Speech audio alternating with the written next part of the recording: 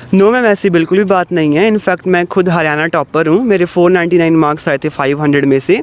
नमस्कार, मेरे साथ एक युवा, एक नौजवान डेरा सच्चा सौदा की सच्चाई वो खुद अपनी ज़ुबानी बयान करेंगे। क्या डेरा सच्चा सौदा में दिखाया जाता है, क्या माहौल डेरा सच्चा सौदा का, आइए जानते हैं इनसे। सर, आपका नाम? मैम, मेरा नेम युद्धवीर सिंह है। जी सर, आप डेरा सच्चा सौदा से कितना टाइम आपको जुड़े हो गए? मैम, जब मैं 5 इयर्स का था तभी मैंने नामदान ले लिया था और मेरे ग्रेट ग्रैंडफादर जी ने शाह मस्ताना जी महाराज से नाम लिया हुआ है। नो मैम, ऐसी बिल्कुल भी बात नहीं है। इनफैक्ट मैं खुद हरियाणा टॉपर हूँ। मेरे 499 मार्क्स आए थे 500 में से। और पिताजी जो भी स्टडी के लिए टिप्स देते रहते हैं मैं उनको कम्प्लीटली फॉलो करता हूँ। मैं योगा करके और मेडिटेशन करके ही अपनी स्टडी स्टार्ट करता हूँ।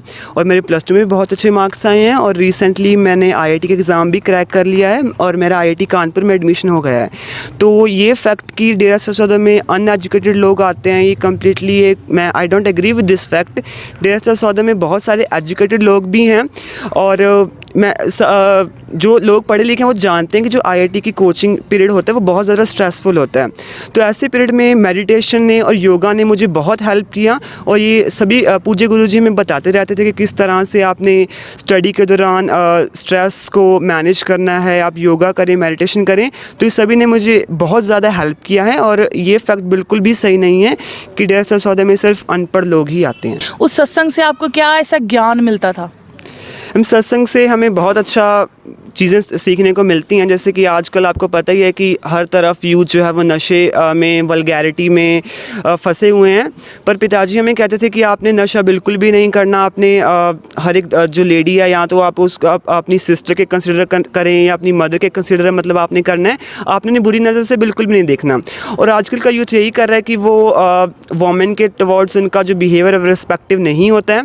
और पिताजी हमें कहते थे कि you have to respect the women और आपको अपने गोल की तरफ फोकस करना चाहिए। तो पिताजी एक हिसाब से यूथ को बहुत अच्छी टीचिंग देते थे। और दूसरा, पिताजी हमें ये भी कहते थे कि आपको अपने कल्चर को प्रिजर्व करके रखना है। आजकल जैसे हर एक तरफ मतलब लोग जो है वो जो भी अपना रीजनल लैंग्वेज स्पीक करते हैं उसको इन्फीरियर मानते हैं। जो इंग्लिश बोलता है उसे सुपीरियर माना जाता है। पिताजी कहते थे कि ऐसा बिल्कुल भी नहीं है, आपको अपने कल्चर की रिस्पेक्ट करनी है और जो भी आपके एंसेस्टर्स ने आपको सिखाया है आपको उसे आगे लेकर जाना है। और वैसे भी डेरा सच्चा सौदा ने 134 ह्यूमैनिटेरियन एक्ट्स चलाए हुए हैं। जैसे कि मतलब भ्रूण हत्या को रोका गया है, जिसकी वजह से हरियाणा और पंजाब में सेक्स रेशो काफ़ी इम्प्रूव हो चुका है। और अगर कोई अफोर्ड नहीं कर पा रहा है, हाउस अफोर्ड नहीं कर पा रहा, तो डेरा सच्चा सौदा से उन्हें हाउस बिल्ड करवा कर देता है। अगर कोई फिजिकली डिसेबल्ड है तो उसकी पूरी हेल्प की जाती है। तो इस तरह हमें डेरा सच्चा सौदा से काफ़ी कुछ सीखने को मिलता है। जी सर, बहुत एक सच्चाई, एक अच्छी बातें आपने हमें बताई जो हमें नहीं पता थी। मैं और आपसे पूछना चाहूँगी सर, डेरा सच्चा सौदा में सत्संग किए जाते थे, लेकिन एक टाइम आया अब कि गुरुजी ने मूवीज़ बनाई। क्यों ऐसी नौबत आई कि गुरुजी को मूवीज़ बनानी पड़ी? अकॉर्डिंग टू टाइम हर एक रिलीजियस प्रीचर को अपने मेथड को तो चेंज करना ही पड़ता है। आजकल पॉपुलेशन इतनी ज़्यादा बढ़ चुकी है कि आप सिर्फ सत्संग करके सभी लोगों तक अपना मैसेज नहीं पहुंचा सकते। It's impossible. तो इसलिए पिताजी ने मूवीज़ की हेल्प ली, क्योंकि जो आजकल यूथ है वो रिलीजियस गैदरिंग्स में बिल्कुल भी नहीं जाते। वो सिर्फ मूवीज़ की तरफ या कॉन्सर्ट्स की तरफ ही जाना पसंद करते हैं। तो इसलिए पिताजी ने सोचा कि मूवीज़ के हेल्प से अगर हम एक अच्छा मैसेज यूथ को दे पा रहे हैं तो हमें ये करना चाहिए। और मूवीज़ में कोई मतलब बिल्कुल कुछ गलत है ही नहीं। मूवीज़ में हमें सिर्फ अच्छे मैसेज ही दिए जा रहे हैं कि किस तरह आप सोसाइटी के लिए अच्छा कर सकते हो, कम्युनिटी के लिए आप अच्छा वर्क कर सकते हो। तो इसमें बुरा क्या है? अगर हम मूवीज़ की हेल्प की वजह से अपना मैसेज दुनिया तक पहुंचा पा रहे हैं तो मेरे हिसाब से बहुत अच्छा स्टेप है।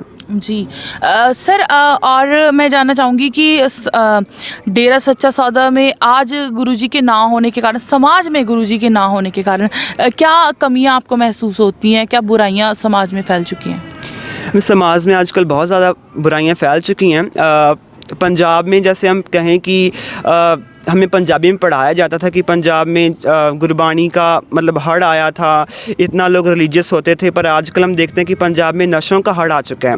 तो अगर पिताजी यहाँ पर होते तो मैं बहुत श्योर हूँ कि पंजाब की जो हालत हो चुकी है आज, ऐसी हालत ना होती। और हम अगर हरियाणा की भी बात करें तो हरियाणा में भी सिचुएशन इतनी अच्छी नहीं है। यूथ जो है वो नशों की तरफ जा रहा है, वल्गैरिटी मतलब वल्गर मूवीज़ देखता है। और अगर पिताजी यहाँ पर होते तो मेरे हिसाब से यूथ जो है वो डेफिनेटली सोसाइटी के लिए ज़्यादा काम करता, लोगों के वेलफेयर के लिए आज हम ज़्यादा काम करते हैं। और पिताजी की एब्सेंस के कारण समाज जो है वो बहुत ही नीचे जा चुके हैं। मैम फ़र्स्ट ऑफ़ ऑल पिताजी जो है वो नशे को बंद करवाने के लिए बहुत ज़्यादा एग्रेसिव स्टेप्स लेते थे। अब डेफ़िनेटली जिनकी लिक्वर शॉप्स हैं या जो भी नशा हम कहें, जो भी नशा जो इस बिज़नेस में हैं, उनको डेफ़िनेटली रोज़ाना मिलियंस ऑफ डॉलर्स का नुकसान हो रहा होगा। तो वो बिल्कुल नहीं चाहेंगे कि हमारा बिज़नेस बंद हो, और उनका डेफ़िनेटली पॉलिटिक्स के ऊपर बहुत ज़्यादा कंट्रोल है, तो वो कुछ भी कर सकते हैं।